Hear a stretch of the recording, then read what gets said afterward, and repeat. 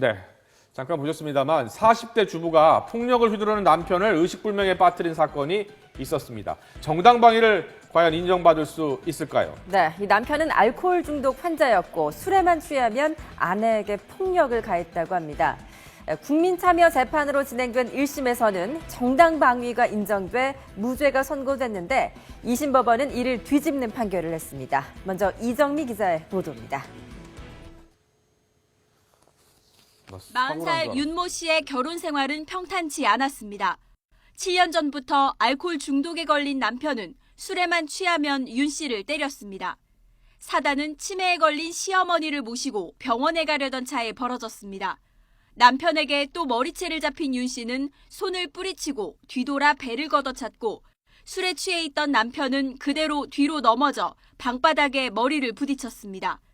이튿날 남편은 머리가 아프다며 병원을 찾았지만 수액을 맞다 침대에서 떨어져 급성 뇌출혈로 의식불명에 빠졌습니다. 결국 윤 씨는 폭행치상 혐의로 재판에 넘겨졌고 국민참여재판으로 진행된 1심에선 정당방위가 인정돼 무죄를 선고받았습니다. 하지만 항소심에서 결과가 뒤집혔습니다. 재판부는 윤 씨가 남편의 손을 뿌리친 시점에서 이미 위협 상황이 끝났다고 판단했습니다. 특히 윤 씨가 다시 폭행을 당할 수 있다는 위협을 느꼈더라도 공격을 한 것이 정당화될 수 없다며 징역 1년 6개월에 집행유예 3년을 선고했습니다. 최근 이른바 도둑 뇌사 사건 이후 정당 방위 요건을 완화하려는 법 개정이 추진되고 있지만 법원이 정당 방위를 여전히 지나치게 좁게 해석한다는 지적이 나오고 있습니다. YTN 이정미입니다. 네, 그럼 여기서 판결을 좀 더 자세히 들여다보겠습니다. 최영주 앵커. 네. 자, 쟁점은요. 남편의 배를 찬 것이 과연 폭력이냐 아니면 정당방위냐 이것이죠. 네, 그렇습니다. 치매에 걸린 어머니를 병원에 모시고 가려던 찰나 남편이 머리채를 잡았고 반사적으로 손을 뿌리치고 또 발로 배를 찼는데 이게 정당방위로 인정이 안 된 겁니다. 1심 판결은 남편이 병원 침대에서 떨어진 것도 뇌사의 원인이라고 볼 수 있다고 해석해서 무죄로 판결한 것인데요. 2심 법원은 뿌리치고 밀치는 행위까지는 정당방위지만 발로 차는 행위는 뇌사를 일으킨 직접적인 폭력이었다고 해석했습니다.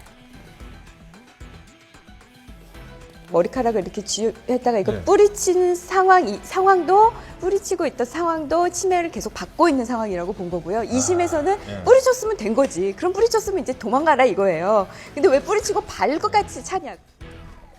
네. 뭐 뿌리치면 됐지 꼭 발로 차야 했느냐.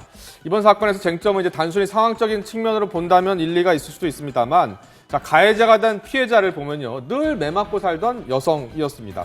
법원이 너무 정당방위를 좁게 해석한 것이 아닐까요? 네, 그렇습니다. 해외 판례 사례를 보면 남편으로부터 지속적인 가정폭력이 있었을 경우 그것을 방어하기 위한 최후의 수단으로서의 정당방위를 폭넓게 인정한다고 합니다. 애 맞는 아내 증후군, 바꿔 얘기하면 그 정도의 발로 차는 행위까지는 나의 최소한의 방어 행위다 라고 하는 것은 이제 법원이 그 인정을 해줘야 된다는 얘기죠. 그래서 그걸 배터드 워먼 신드롬, 그래서 그 BWS라고 하는 이제 전문 용어로서 양형에서 그 적극적으로 이제 판단을 이제 합니다.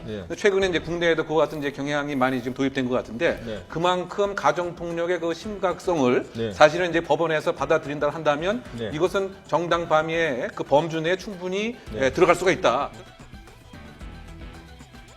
그런데요, 얼마 전 비슷한 사건이 있었던 것 같아요. 이 도둑 뇌사 사건. 예. 자, 기억하실 겁니다. 집에 든 도둑에게 빨래 건조대를 휘두른 것은 지나친 폭력이라면서 실형을 선고했었는데요. 때문에 정당방위 논란이 있었는데 이번에 좀 비슷한 사건인 것 같은데요. 네, 그렇습니다. 비슷한 맥락으로 볼 수 있을 것 같습니다. 도둑 뇌사 사건 이후로 실제 정당방위 요건을 완화하려는 법 개정이 추진되고 있는데 이런 움직임에 반한 판결이 나와서 또 논란이 되고 있는 것이죠. 전문가들의 의견도 대체로 비슷합니다.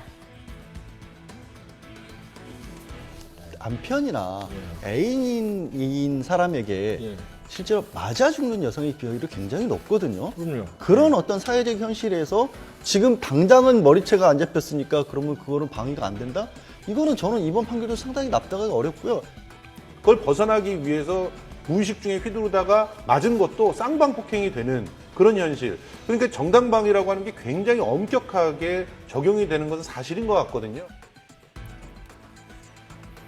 네, 이번 판결을 납득하기 어렵다는 게 대체적인 법률 전문가들의 의견이군요. 네, 그렇습니다. 특히 매 맞는 아내, 여성의 경우 정당방위 요건이 보다 폭넓게 인정돼야 하는 게 아닌지, 또 정당방위 범위에 대한 재구성이 필요한 시점이 아닌가 하는 생각이 듭니다.